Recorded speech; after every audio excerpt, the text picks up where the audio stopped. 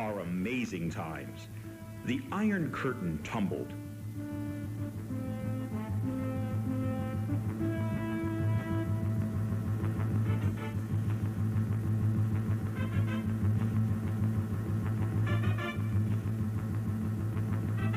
Iraq is humbled.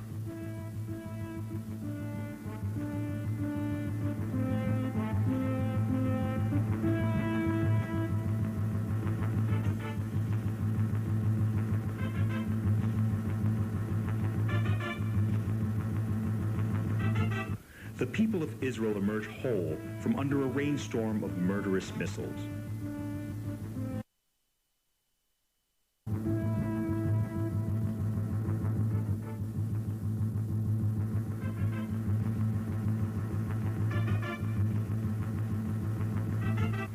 A tidal wave of Russian Jews reaches Israel.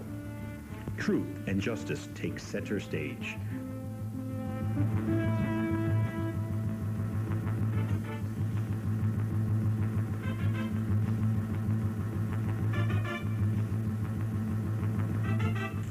Plus countless other amazing developments that are taking place in front of our eyes.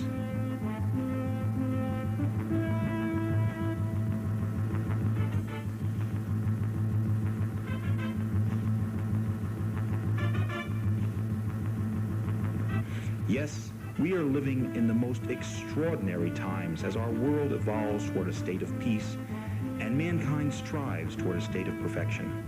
The times are changing. Not just for the better, but truly for the best. A cornerstone of Jewish faith is the belief that ultimately good and peace must triumph. This is the essence of Mashiach, who will usher in the final redemption ordained in the Torah.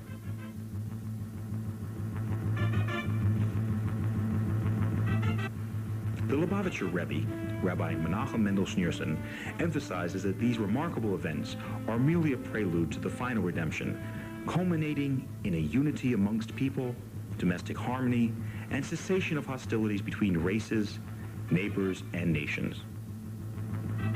The era of Mashiach is upon us. Learn about it. Be part of it. All you have to do is open your eyes, and inevitably, you will draw your own conclusion.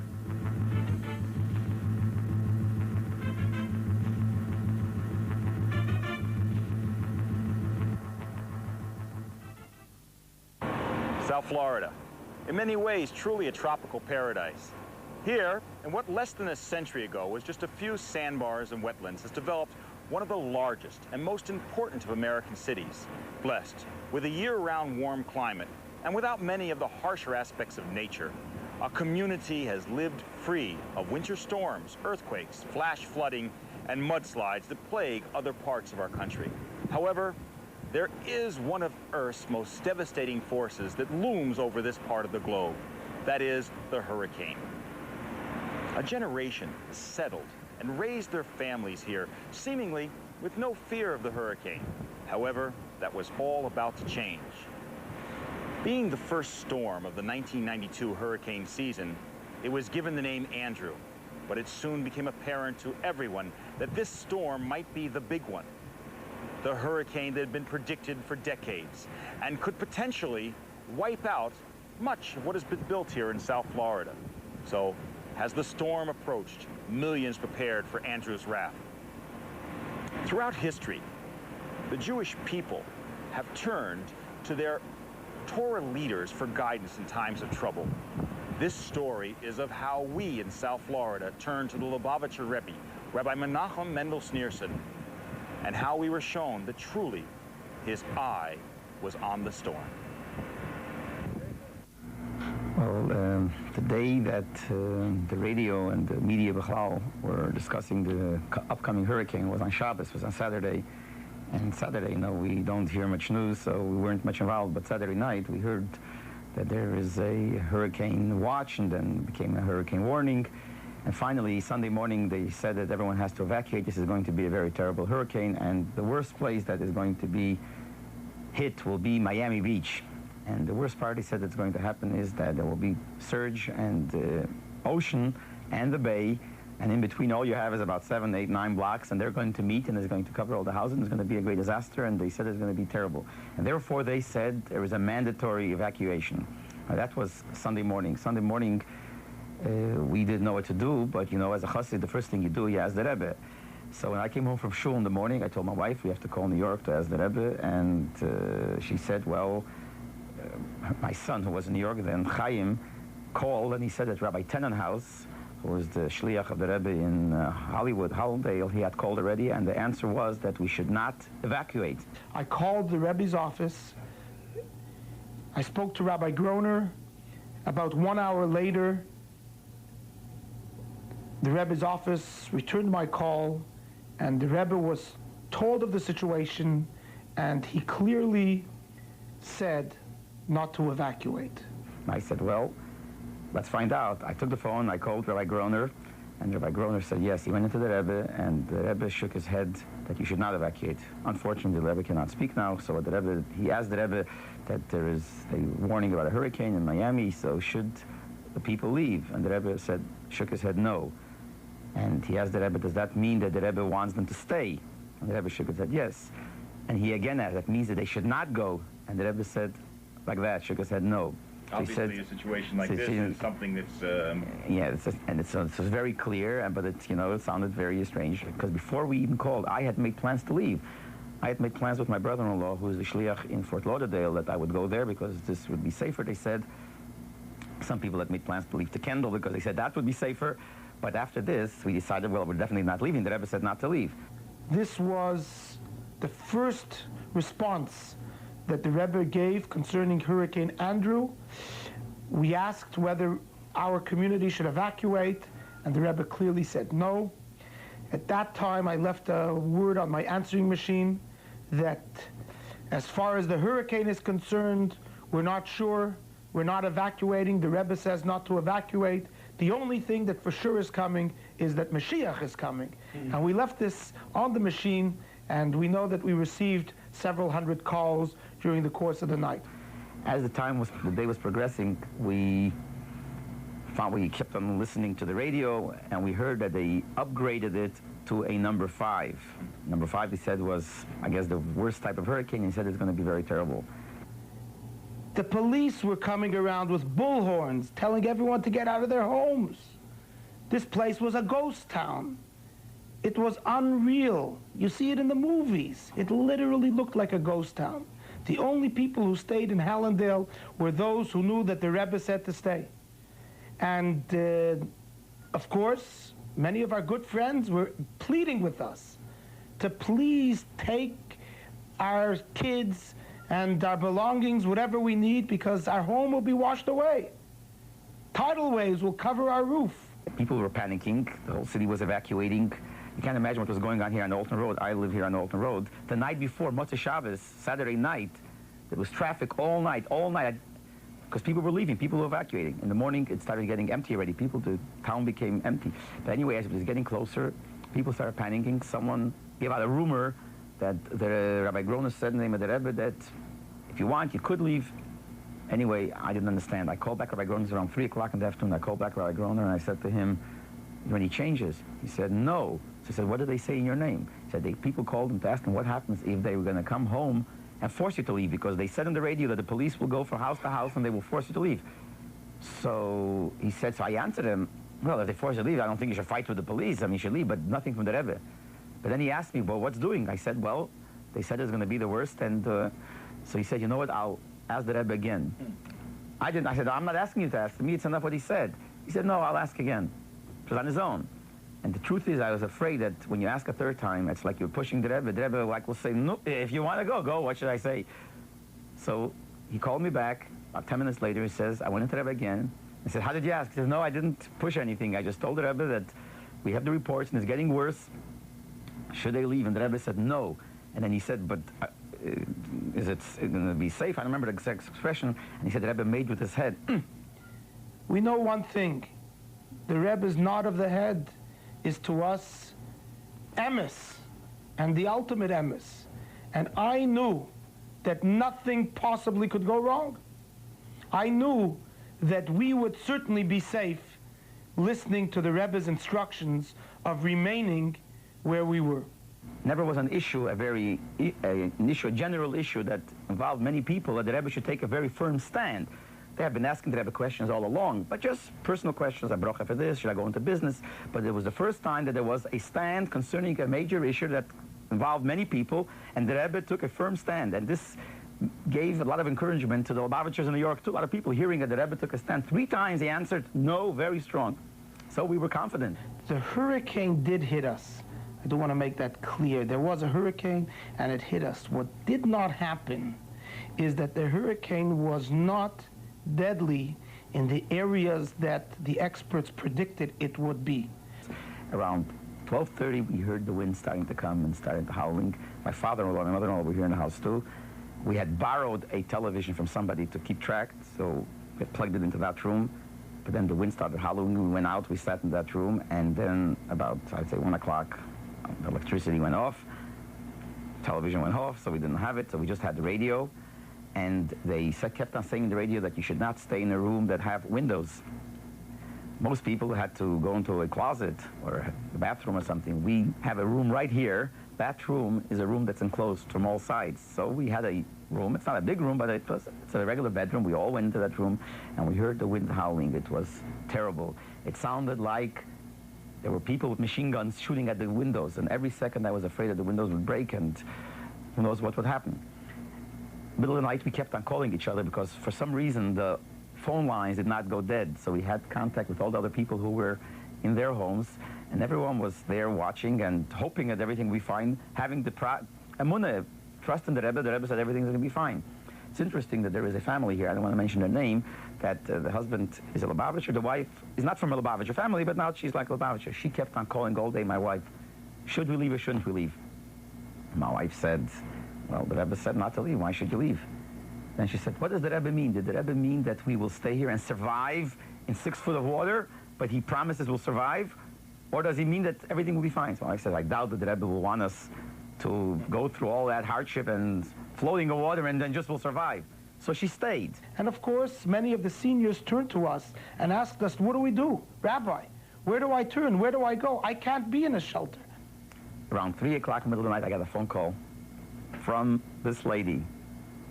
My windows just broke. I thought, out of all people, it had to happen to her who was in doubt to begin with. So I said, what can I tell you? All I could say is go into that closed room, stay out of the dining room or the living room, because they said the winds will come in and then the roof could go and all kinds of things. And I didn't know what to do. The first thing I did, I picked up the phone, tried to call New York to speak to Rabbi Groner and say, go into the Rebbe. It's getting terrible because the winds were howling and the kids here was crying and everyone was afraid. It was those few hours were terrible hours, and especially after this that happened to that lady. So I called, there was no answer. Middle of the night, or 3, 4 o'clock in the morning. But we kept on calling each other.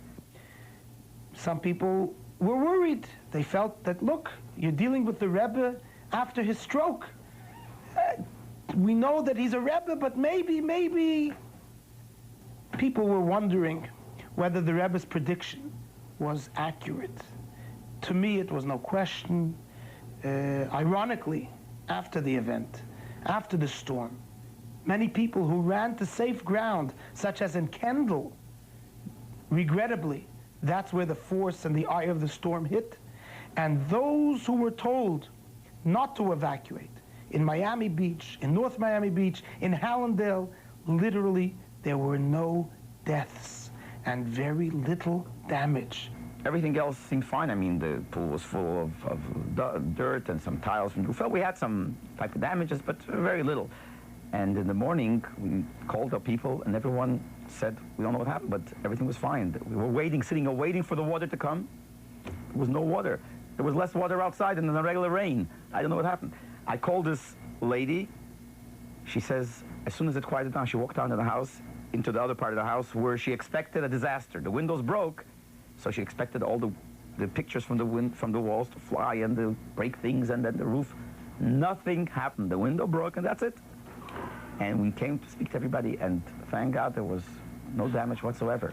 Later we heard that in Kendall, which was one of the places that they advised people to go, that was the worst. And therefore some people who left, they left to Kendall, and in Kendall they had such hardships. People told me, one family told me that He lives here on Miami Beach. He left his house, and in Kendall, he had to stand all night for those few hours, the whole family holding the door back that the wind shouldn't break it. The roof caved in. It was $1 million house. The roof caved in. He says, it's going to be a night of terror he's going to remember. Came back, he came to his house where he left. Everything was fine. Nothing was broken. I mean, just like regular, like it happened to all of us. When we went outside in the morning and we looked around what happened in the street, what could have happened, the street lights all over, the poles on the floor, trees uprooted, everything. And to the people and to the houses, such minor damage, and everything was fine. So we said this is only a miracle that the Rebbe did. And this was a great miracle, a tremendous miracle, and a tremendous prophecy. And I thank God that I was part of it. It strengthened my faith. It strengthened the faith of many around me. And without a question in anyone's mind, it proved once again that there is a true prophet in Israel. So in truth, there are a few miracles in my mind that I think are involved here. First of all, those people didn't leave and they stayed here and they said clearly that it's coming this direction and this is going to be hit the worst, and thank God it wasn't.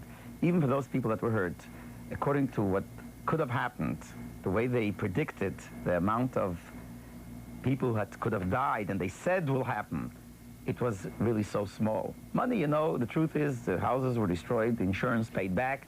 It was hard, but nevertheless, everything came back to normal. But the way they predicted, this was going to be the worst, and it was going to be here. And they said if it would happen in Miami Beach, they said later too, it would have wiped out the city. And thank God this didn't happen. And even what happened, it was a great disaster, a humanitarian disaster. There was a lot of problems, but nevertheless, we're looking at the way it could have been. We really thank God. I would think that perhaps all of us should be inspired by this event to realize that the same Rebbe who told those in South Florida not to evacuate because the hurricane would not be deadly to them, the same Rebbe has said that Mashiach is about to be revealed, and Mashiach is about to happen, and the redemption is about to happen, and the time for redemption has arrived. And I hope that this story of the hurricane should serve as an inspiration to all of those who were unaware or perhaps did not realize the extent of the miracles of Andrew, to recognize that what the Rebbe says goes. And therefore, we're soon going to see, very soon, the revelation of Mashiach. Years ago, Hurricane David was making a beeline straight to Miami. And Rabbi Korf, the head emissary of the Rebbe Shlita, who lives in Miami Beach and is the head of all of the rest of the emissaries of the Rebbe here in Florida, he called the Rebbe, and the Rebbe said it's not necessary to evacuate. Then when it came close and it was looking like it was going to hit right at Miami, so then they called a second time. And the guru, who's supposed to be God, you know, Maharishi, he was having a festival here with his so-called followers. So he's supposed to know what's going on. He calls himself God, and his followers call him God. He ran away to Orlando. And here the hurricane's coming straight to Miami, so the people are really getting afraid. So they called the Rebbe a second time. So the Rebbe didn't even answer. He just went like this. And it's as if he went like this with his hand, and all of a sudden the hurricane like got a little high hit, you know, and it right from the beeline to Miami, it went north and to Orlando.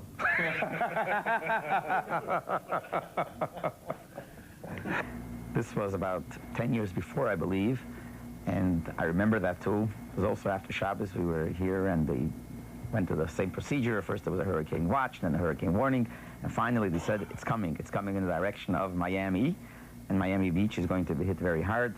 They even said it passed through the Dominican Republic, and there it killed 1,000 people. 1,000 people. And it was coming towards our direction. Then I was the one that tried to get in touch with the Rebbe, and I couldn't get to the office. Anyway, Sunday morning, I think it was Sunday morning, or the morning of the hurricane, I called my father, who lives in New York, said, please go into the office and speak to Rabbi Klein and ask him to ask the Rebbe what we should do. I didn't ask whether we should leave or not. That wasn't part of the question, because I called in and I left. I did leave. I went to Rabbi Eliezer's house then, I remember, because there was no question whether we should leave, but just to ask for a bracha. When I got to the house, to Rabbi Eliezer's house, I heard that there was an answer from the Rebbe. Anyway, I called back the office. Rabbi Klein tells me like this. He wrote on a note that the Babashers from Miami Beach asked him to tell the Rebbe that they said there is a terrible hurricane coming, it's going to be very dangerous, and they're asking for a bracha. So the Rebbe wrote these two words in Hebrew, Kenira Magzimim. It seems as if they are exaggerating. So Rabbi Klein tells me, he looked at the Rebbe, I mean, it was, you know, interesting that the Rebbe sitting in New York in his office is telling us what the hurricane, what's it called, the agency that what they're predicting, and they have their proofs. He's saying it's an exaggeration. So he turns around to the Rebbe right on the spot and he says to the Rebbe, but the Anash, the Lubavitchers of Miami, are afraid. So the Rebbe made, just like that with his hand. That's all. So I was away already. The Rebbe didn't say not to leave. I was there. I didn't want to pack up and come home. But really, maybe if I would have been a big chassid, I would just packed up and come home. But I was there already. I said, let's wait. And he also had borrowed the television from somebody, and we were watching. And as the day progressed, they said that it's getting closer and closer, and is now there's a less chance for it to turn away. Now it's almost definite it's going to come to Miami. And we went to sleep at night, tried to sleep, and we're waiting till it would start early in the morning. So I'm sleeping, and one eye open, one eye closed, and I was waiting 5 o'clock in the morning for it to start raining heavy, and winds, even though that wasn't the place it was supposed to really be full force, but I expected it. It was raining, but nothing. We came down, we opened up the television, and the guy on television says, we don't know what happened, we don't know how to explain it, but all of a sudden, the last minute, it turned. So my wife said, well, don't you understand? When the Rebbe made like that, he just turned it away. Here we're talking about that the Rebbe knows what's doing. And the Rebbe has the power to influence events as well, but certainly he cares for all of us. He wants us to come close to Hashem, and therefore he guides us in such a way that enables us to serve Hashem properly. And he's the one that says it has reached the time for your liberation. It has reached the time now, it's in our ballpark to bring the Mashiach. And he said this as a prophecy, not just as a rational, reasonable thing. And he said that he's done everything he can do, so now we have to do that to bring the Mashiach. So like we see, the Rebbe has said prophecies over the years, and they come true, just like this hurricane, prophecy after prophecy after prophecy, and it comes true when the Rebbe says a prophecy that's coming from Hashem. I want to express our thanks to Hashem that we were able, we Miami here, were able to be the vessels to show the world that there is a tzaddik, and the tzaddik knows, and you have to listen to him. That's a great merit for us, that, you know, because at that time, whenever anyone heard the story, right, always think, oh, the Rebbe, and they got great respect for the Rebbe, and they said for Hashem, because the Rebbe represents the Torah. So I was thinking then, we here were the vessels that through us this happened. So I really want to thank the Rebbe for everything, including this, that we were the ones that brought about the world should recognize the greatness of Hashem. And certainly we have to thank Hashem for the miracles he did, that even though at the same time when those people who suffered, we have to feel bad for them and we have to take care of them and help them, which is definitely true. At the same time, we have to look at the good side. We have to look at the fact that Hashem spared us, and we have to thank him. And as we say, Avodav HaNeviim, thank his servant, the Rebbe Zol Gesund Sein. You almost can say we had a bit of a Passover miracle. Right, right. It passed over us. Thank you very much, Rabbi. I appreciate your time. You're welcome, and we should only be able to sit and discuss miracles, and now we're waiting for the greatest miracle. First of all, that the Rebbe will become healthy 100%, and the second thing, right after that, that we will go to the Geula Shlema, to the complete redemption very, very soon. Amen. Thank you very much.